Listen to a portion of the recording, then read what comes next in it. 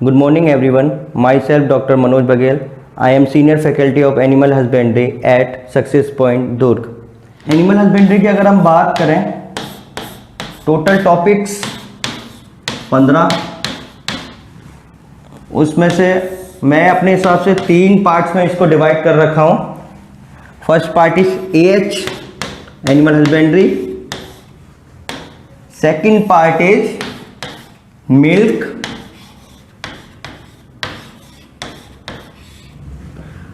Third part is poultry farming.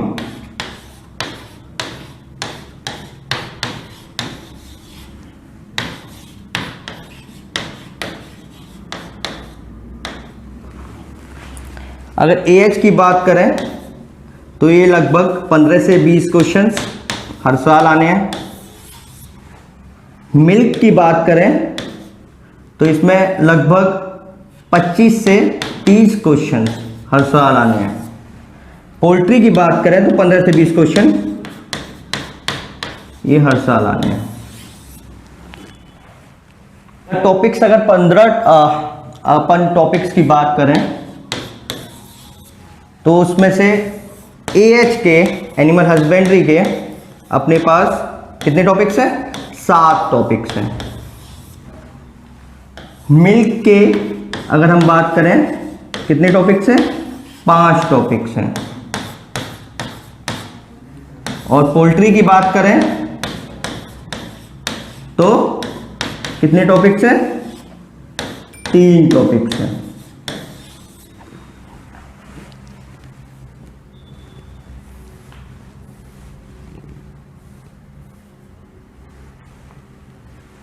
अगर AH के अंदर हम बात करें, पहला टॉपिक इंट्रोडक्शन,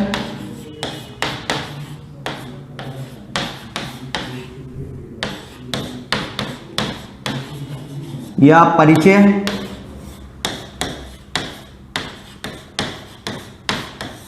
परिचय में हम लोग क्या पढ़ेंगे? कुछ डिफरेंट डाटाज के बारे में हम लोग जानेंगे कि क्या ट्रेंड है, मिल्क प्रोडक्शन कितना है, पोल्ट्री प्रोडक्शन कितना है अपने कंट्री में, किस राज्य का सबसे ज़्यादा है, ये सब अपन जान लेंगे. अब इंडियन इकोनॉमी में एनिमल हस्बेंड्री का कितना योगदान है, ये सब हम इस टॉपिक में जानेंगे. ठीक है. फिर उसके बाद हम लोग पढ़ेंगे फिजियोलॉजी,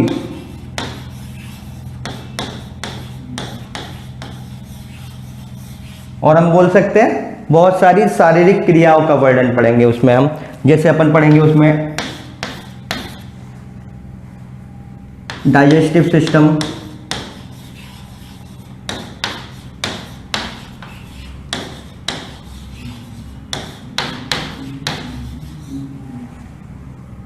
पाचन तंत्र,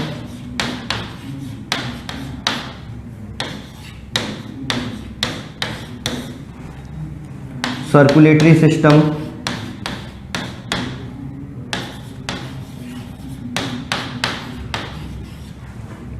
परिसंचरण तंत्र,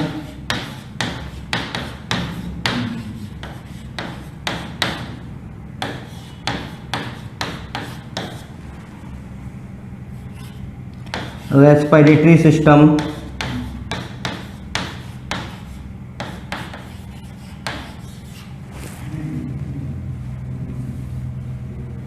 रेस्पिरेटरी सिस्टम,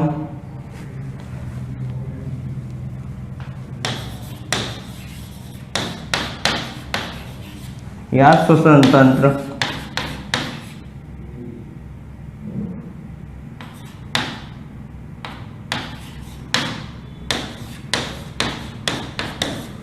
लास्ट और इंपॉर्टेंट फीमेल जेनेटिक लेयर,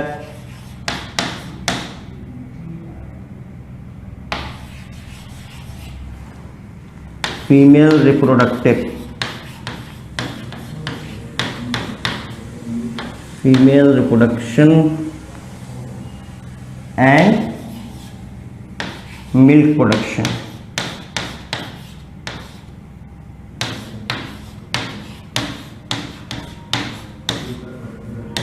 मतलब मादा जनन तंत्र और दुग्ध उत्पादन हम इसमें पढ़ेंगे. अगर बात करें तो हमें फीमेल जेनिटेलिया किसका पढ़ना है, या ये पूरी फिजियोलॉजी की बात करें तो हमारा सेंट्रल रहेगा केवल कैटल के ऊपर, मतलब जनरल में हम बोल सकते हैं गाय के ऊपर रहेगा, बाकी किसी का हम लोग को नहीं पढ़ना है, हमारे कोर्स में है भी नहीं। फिर उसके बाद हम लोग नस्ल पढ़ेंगे, ब्रीड, ये बहुत इंपॉर्टेंट टॉपिक है, 1 या 2 क्वेश्चन हर साल आने होते हैं इससे, और मेनली ब्रीड्स में भी क्रॉस ब्रीड के सबसे ज़्यादा क्वेश्चंस आते हैं। अगर हम NBA GR के हिसाब से बात करें, ये बाद में आपको क्लियर कर देंगे, तो टोटल रजिस्टर्ड ब्रीड है 197, ये सब हम बाद में पढ़ेंगे, ये क्वेश्चंस हैं। उसके बाद में हम लोग पढ़ेंगे फीडिंग,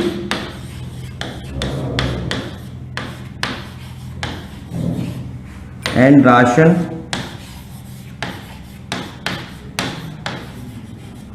मतलब पशुओं का खान पान।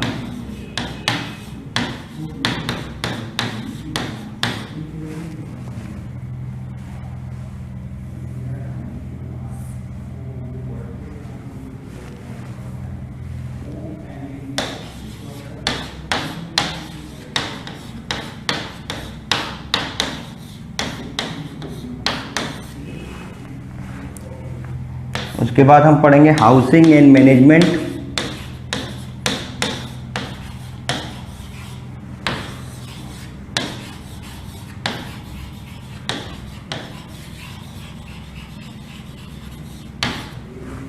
मतलब कैसे हमको उनके पशुगृह बनाने हैं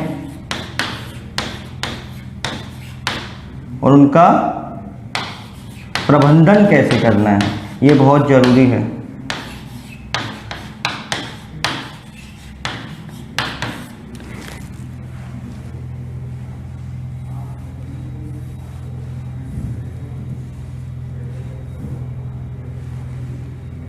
इसमें एक सब टॉपिक है, बहुत इंपॉर्टेंट है, डिजीजेस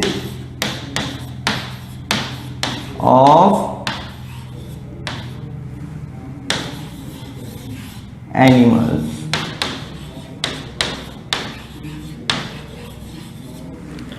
पशुओं की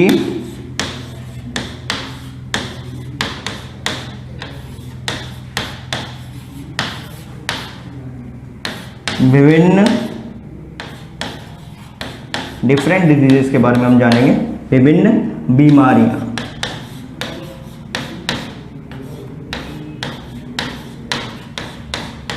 उनके बारे में हम इसमें जानेंगे।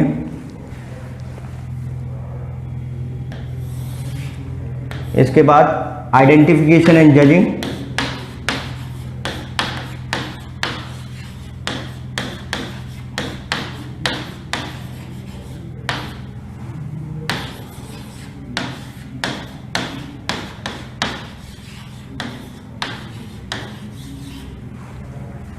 पशुओं की पहचान और आकलन,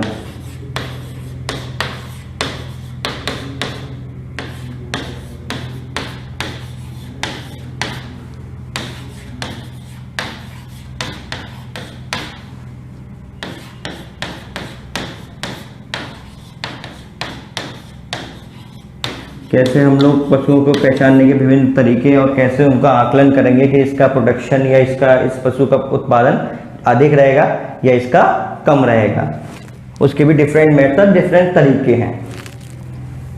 उसके बाद एनिमल ब्रीडिंग,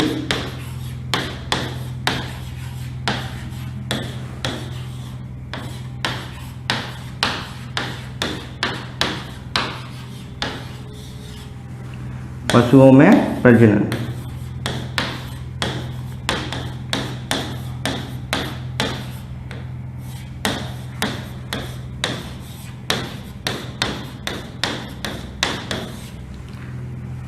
इस सब टॉपिक के अंदर अपन पढ़ेंगे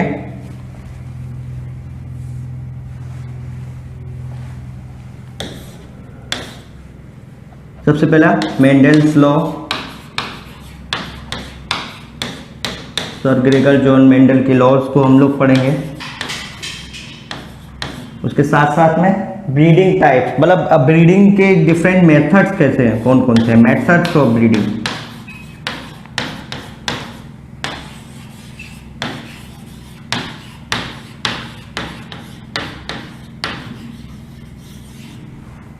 ठीक है, एएच में बस इतने ही टॉपिक्स हैं। अब दूसरे टॉपिक पे अपन आ जाते हैं, मिल्क या दूध। पीएटी के हिसाब से देखा जाए सबसे भारी टॉपिक, बोले ना भारी टॉपिक मतलब सबसे ज्यादा क्वेश्चन इसी से आने 25 से 30, इतने तो एक एक सब्जेक्ट में नहीं रहते हैं। ठीक है, इसके टॉपिक्स हैं जैसे सबसे पहले इंट्रोडक्शन या परिचय में अपन पढ़ेंगे, फिर उसके बाद में अपने लिए सबसे इंपॉर्टेंट है क्या, व्हाइट रिवॉल्यूशन,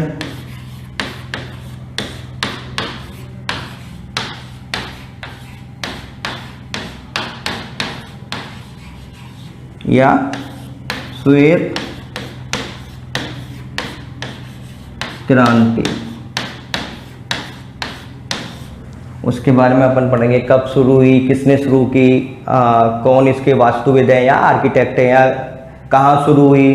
ठीक है, उससे जुड़े हुए जो इंस्टीट्यूट है, एनडीडीबी है, कहाँ है, कब बना, ये सारी चीज़ें हम, और कितने फेजेस हुए इसमें 1970 से लेके कितने फेजेस आए, कितने चरण रहे श्वेत क्रांति के, तो ये सारी चीज़ें अपन पढ़ेंगे।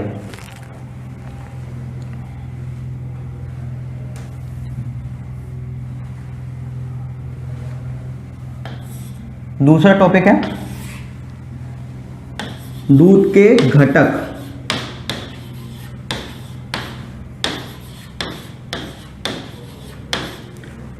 Components of milk.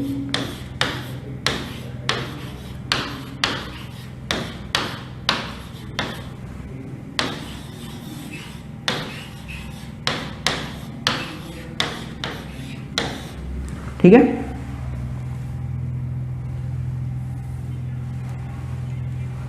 तीसरा टॉपिक है फिजिकल प्रॉपर्टीज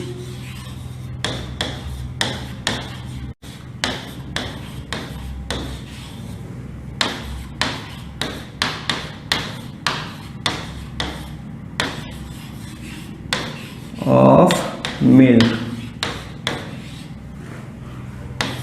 मतलब दूध के भौतिक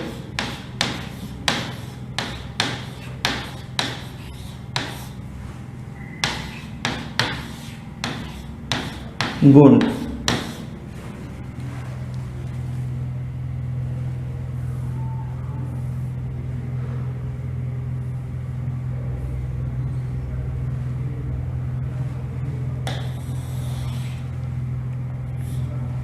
फिर टॉपिक्स अपने फैक्टर्स अफेक्टिंग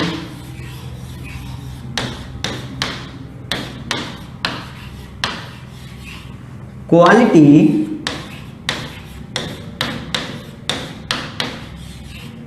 एंड क्वांटिटी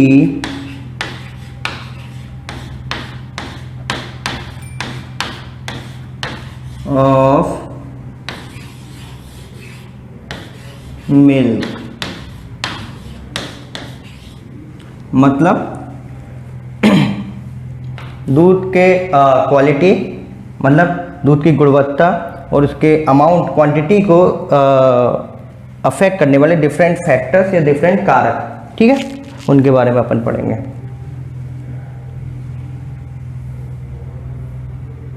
मतलब दूध के गुणवत्ता एवं मात्रा को प्रभावित करने वाले विभिन्न कारक।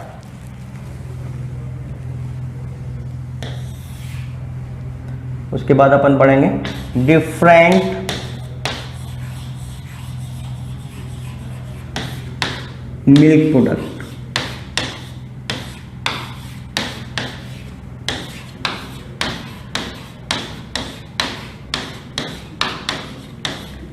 And dairy management.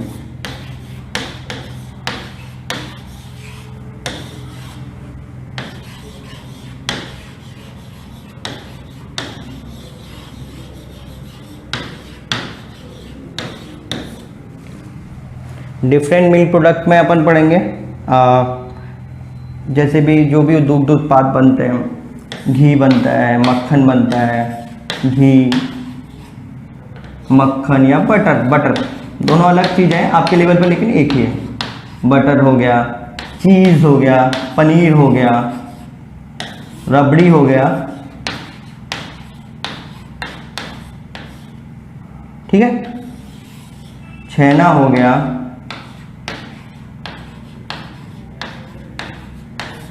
ठीक है। डेयरी मैनेजमेंट में बेसिकली हमको ध्यान देना है डेयरी की साफ सफाई कैसे करनी है, उसकी क्लीनिंग कैसे करनी है, और उसमें से भी एक ही क्वेश्चन बनता है वो उसके डिटर्जेंट के ऊपर आता है कि डिटर्जेंट की क्वालिटीज कैसी होनी चाहिए, कौन कौन से डिटर्जेंट के टाइप्स हैं, ये सारी चीज़ें अपन पढ़ेंगे। पोल्ट्री फार्मिंग की बात की जाए,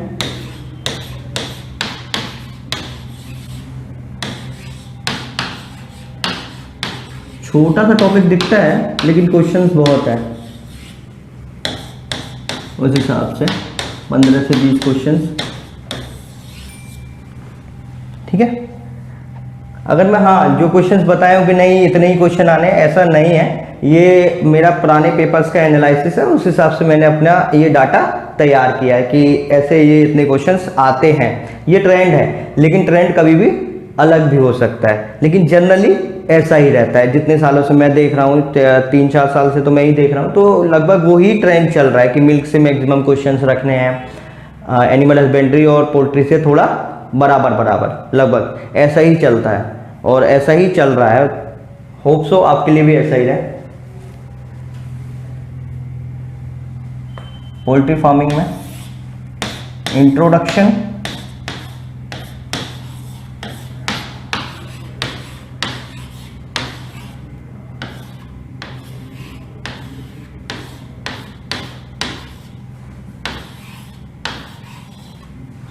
या परिचय,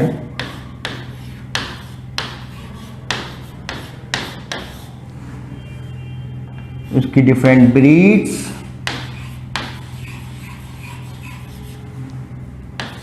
नस्ल, साथ साथ में उसके डिफरेंट फिजियोलॉजिकल प्रोसेसेस,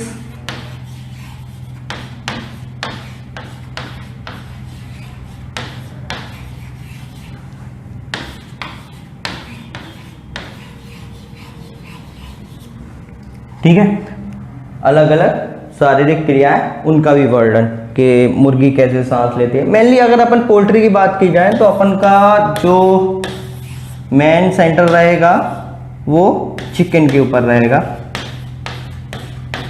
डक वगैरह अपने कोर्स में नहीं है, ये याद रखिएगा। चिकन के ऊपर अपन को मेनली डिस्कस करना है या उसके ऊपर पढ़ना है, ठीक है।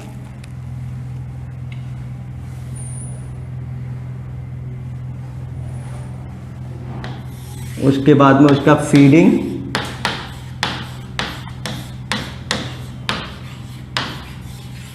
ठीक है, हाउसिंग,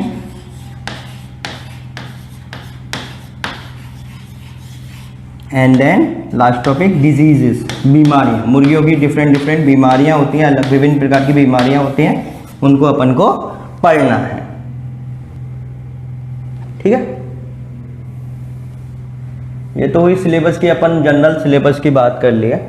उसके बाद में अपन को अगर एनिमल हस्बेंड्री पढ़ना है या पीएटी की कोई भी अपनी प्रिपरेशन करनी है, तो उससे पहले अपनी एक प्लानिंग होनी चाहिए, स्ट्रेटेजी होनी चाहिए, उसके हिसाब से अपन को आगे मूव ऑन करना है, आगे चलना है, ठीक है। चलो, कि आपके जो भी डाउट्स होंगे या कोई भी सजेशंस होंगे लेक्चर्स के लिए, तो आप कमेंट बॉक्स में कर सकते हैं, अपन आगे उसको देखेंगे।